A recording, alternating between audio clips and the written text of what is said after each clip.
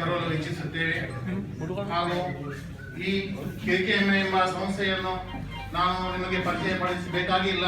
ಅಂದರೆ ನಾವು 15 ವರ್ಷಗಳಿಂದಲೂ ನಾವು ಮಾಡುವಂತಹ ಎಲ್ಲ ಕಾರ್ಯಕ್ರಮಗಳನ್ನು ನಿಮಗೆ ಪ್ರತಿ ವರ್ಷವೂ ಇಂತಹ ಒಂದು ಸಮಾರಂಭದಲ್ಲಿ ನಾವು ತಿಳಿಸುತ್ತಾ ಬಂದಿದ್ದೇವೆ.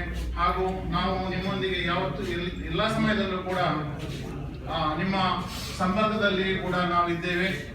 ಆದ್ದರಿಂದ ವಿಶೇಷವಾಗಿ ನಾನು KKM ಬಗ್ಗೆ ಏನು ಹೇಳಲು ಹೋಗುವುದಿಲ್ಲ.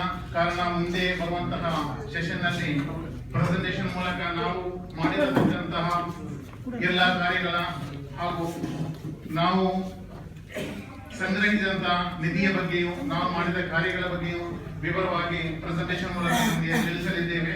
ಅದರಿಂದ ನಾನು ಅದರ ಬಗ್ಗೆ ವಿಶೇಷವಾಗಿ ಏನು ಮಾತಾಡಲು ಹೋಗುವುದಿಲ್ಲ.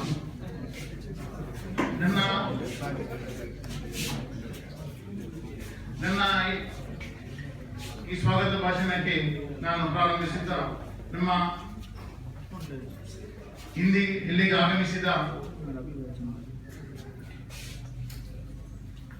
ಕುವೈಟ್ ಕೇರಳ ಮುಸ್ಲಿಂ ಅಸೋಸಿಯೇಷನ್ ಮುಖ್ಯ ರಕ್ಷಾಧಿಕಾರಿ ಸಗೀರ್ ತ್ರಿಕಾರಿಪುರ ಅವರನ್ನು ನಾನು ನಮ್ಮ KKM ಕರ್ನಾಟಕ ವತಿಯಿಂದಲೂ ನನ್ನ